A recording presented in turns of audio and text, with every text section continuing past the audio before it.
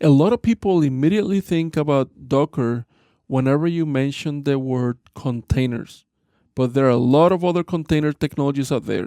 First, we have LXC, which is actually a well-known set of tools, templates, library, and language bindings for Linux containers. It is very low level, very flexible, and covers just about every container feature supported by the upstream kernel.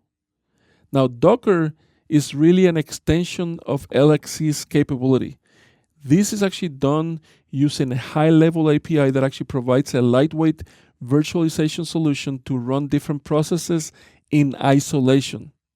Now, Docker is actually developed in the Go language and utilizes LXC, cgroups, and the Linux kernel itself. Another popular container technology or package is Rocket. And you can get information about Rocket and the source code at the GitHub repository that I'm actually including here. Now, another container package is called OpenVZ, and it's not as popular as Docker or Rocket, but it is actually making its round nowadays, right? I'm actually sharing the website where you can get the code and more information about OpenVZ. I have been mentioning the word container many times here, but you may actually ask, what is a container, right? So a container is an image or a lightweight standalone executable package of a piece of software that actually includes everything that you need to run within that quote unquote container, right? It actually has its own code, runtime, system tools, system libraries, and its own settings.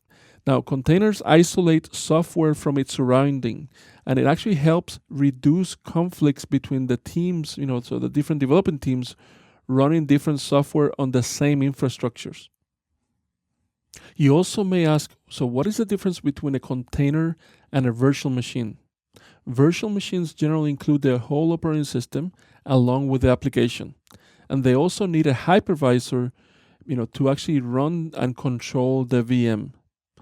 VMs also tend to be very big in size since they include the whole operating system, like I mentioned before, and also because of this, they also take up several minutes to boot up the operating system and initialize the applications that they're hosting. Now, containers are way smaller and perform much better and can start almost instantly. Now, the biggest advantage in favor of container technology is that they can be created at a much faster pace than VMs, right? Than virtual machines. Their lightweight footprint enables less overhead in terms of performance and size. Now, containers increase developer productivity by removing cross-service dependencies and conflicts. Each container can actually be seen as a different microservice, and you can upgrade them independently very easily, right? So that's actually one of the biggest benefits from actually running, a microservice architecture or a multi-container architecture, right? So that's actually because each image of a container can actually be version controlled, so you can track different versions of the container and again, upgrade them very easily. Now, containers encapsulate all the relevant details like application dependencies and also the operating systems. This actually makes them super portable across many different systems. Now, most containers are based on open standards and can run on all major Linux distributions and even Windows. Now, going back to Docker, right? Docker is supported pretty much in all major cloud providers like Amazon Web Services, Google Cloud Platform, Azure, and many others, right? Docker can also be integrated with tools like Ansible, Chef, Puppet, Jenkins, Kubernetes, OpenStack, Vagrant, and dozens of other tools and infrastructures. Of course, this is not a course about containers and Docker, right? However, if you have never played with containers, I recommend for you to do two things.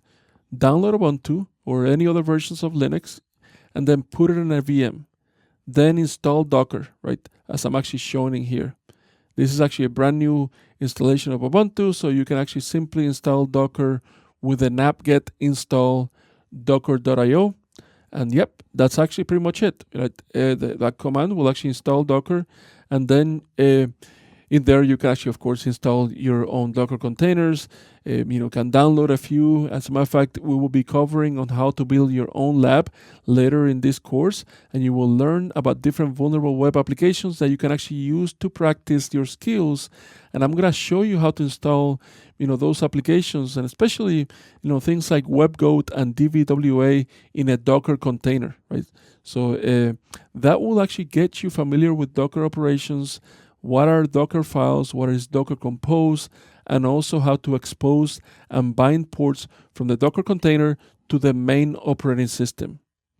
Now, I also have a list of Docker-related references in our GitHub repository, and I'm going to be mentioning this GitHub repository throughout the course because it's actually one of the best resources that you probably can actually get out there. We probably have about 5,000 resources related to security, penetration testing, incident response, and many others. And there I also have a link of the one of the most comprehensive container-related reference list that I actually have found online. So feel free to use these resources to gain a better understanding of these technologies and, of course, of the container and micro architecture or micro service architectures as well.